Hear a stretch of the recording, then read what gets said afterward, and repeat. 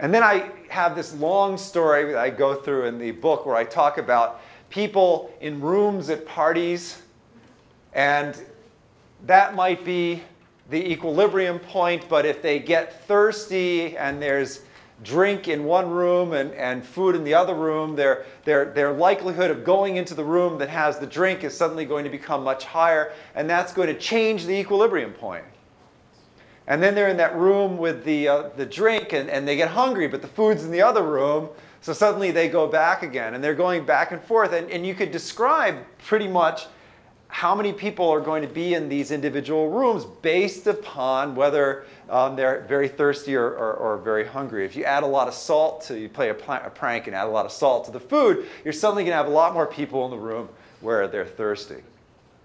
And so you can establish new equilibria. Here it's showing that it doesn't matter how many people there are, you're going to have the same essentially ratio of individuals between the two rooms.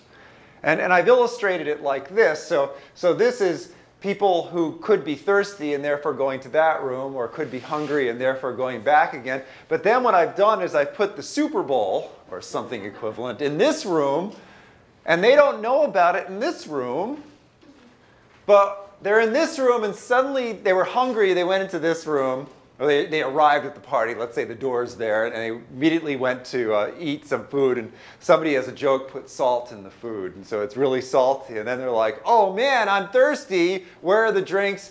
Oh, the drinks are in this room. And they go into this room and they grab their drink and they're like, oh man, the Super Bowl's on, right?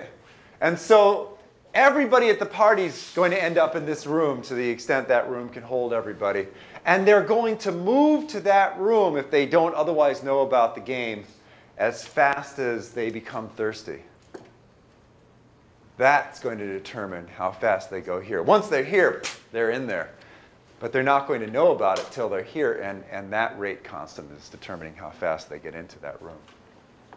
So thinking about things in terms of chemical equilibrium. I was once fishing with a friend of mine who said, you can think about just about everything as a model, can't you? Because he was telling me how it really doesn't matter. The fish aren't attracted, this is salmon fishing, they're not attracted to a bait or anything. It's just having the hook in the right place where the fish are. And I was like, oh, well, there's some density of fish and there'll be a density of hooks. And he didn't think that was the way to think about fishing.